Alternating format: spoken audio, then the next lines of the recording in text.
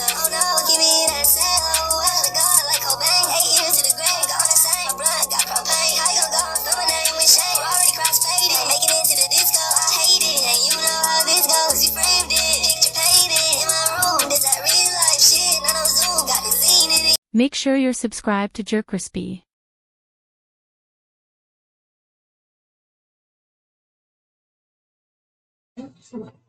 What's up, y'all? It's your host, the most Decimos. JerCrispy, we're back in another video. The adaptation that Bankrupt is studio Astro Boy. Astro Boy, man. I watched that movie way back this year, bro. It was a good movie. Like, you're told that the son really died because he wouldn't listen to his dad. He went inside the lab. He made his son a robot. This and that and that and that. Yeah, it's very much a crazy movie. All right, let's see what's going on with this and why they went bankrupt.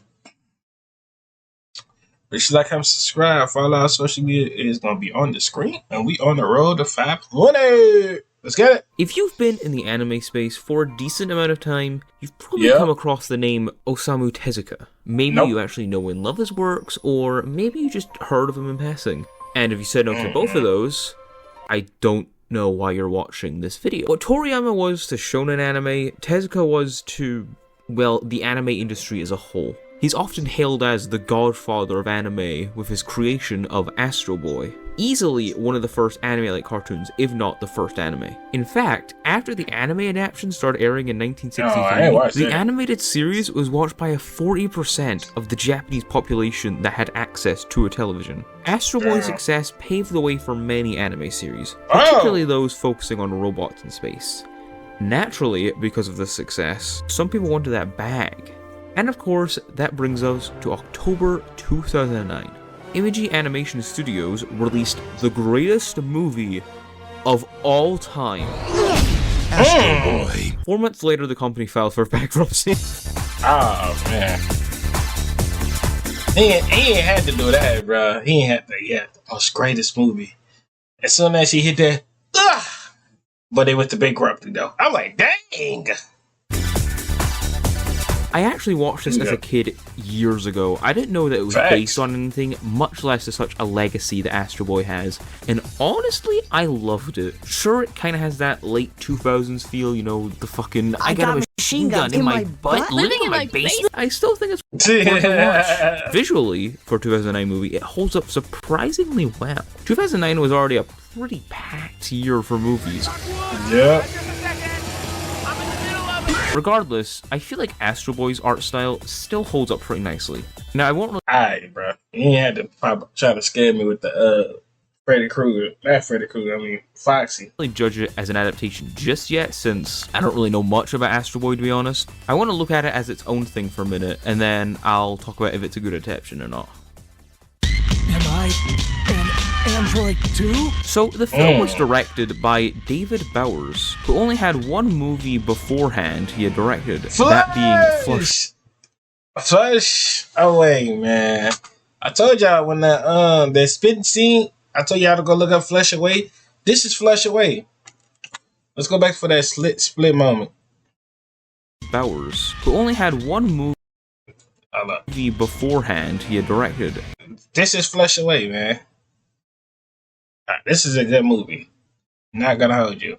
Hands down, this is a good movie. That being Flushed Away from DreamWorks, yet another movie that I watched as a kid. And to my surprise, he also directed some of the live-action Diary of a Wimpy Kid films, including the absolute cinema that is Roderick Rules. That is such a golden movie, Jesus Christ. Yep. Does he know about the D.O.R.E.? Huh? The door. On the writer's side was Timothy Harris. He wrote a decent amount of movies beforehand. He was also a writer for Space Jam, so... In 3D land? The cast is what I really want to talk about, because I didn't realize how kind of goofy this cast is. Voicing Toby is Freddie Highmore, or as I know him as... Whoa, wait a minute. Hold up, why did you pause that quick? How kind of goofy this cast is.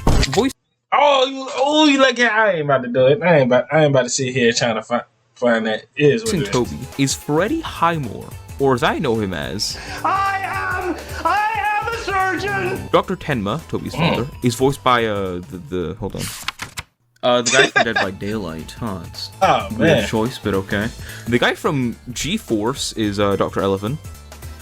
There's this random robot called Zog, who's voiced by Samuel L. Jackson. Huh?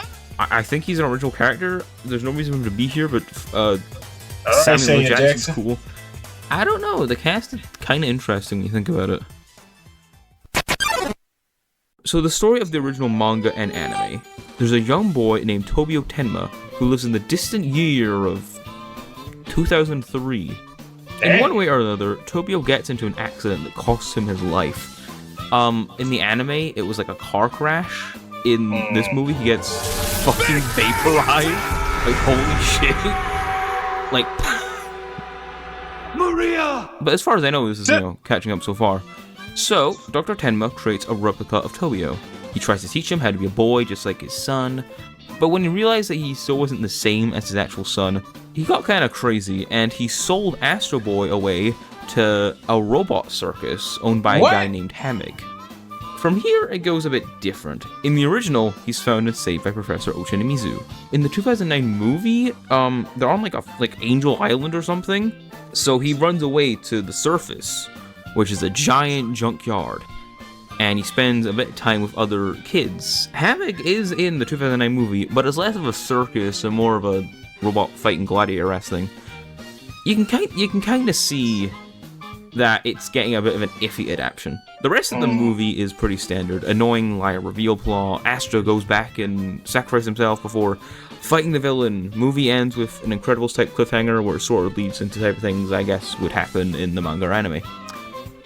From what I can tell, the fans' reception is mixed. Some loved it, some hated it. It wasn't really one way or the other. Can't say the same about it critically though. Oh, man. Damn. So yeah, in case it wasn't obvious, this movie flopped pretty hard.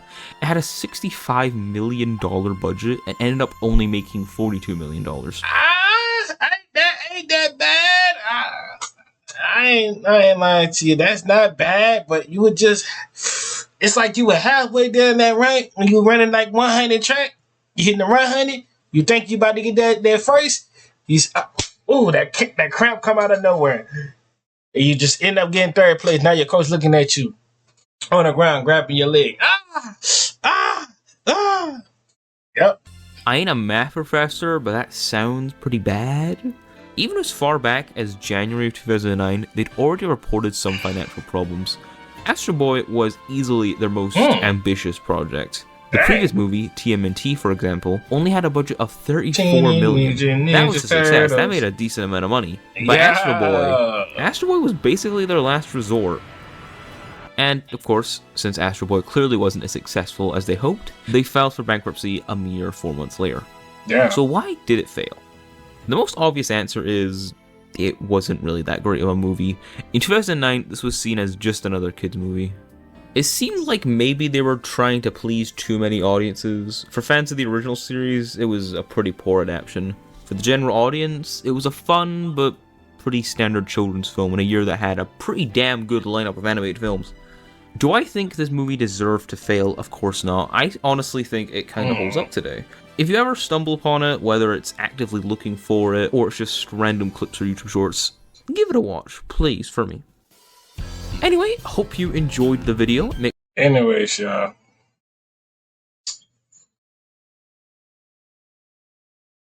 That was Astro. Why he went bankrupt, he really didn't explain the detail. It did probably flop in the media there, but it wasn't that bad to me, though. But I hope y'all enjoyed the video. Make sure you like, comment, subscribe, follow our social media, pop on the screen. We're on the road to 500, and I'm out.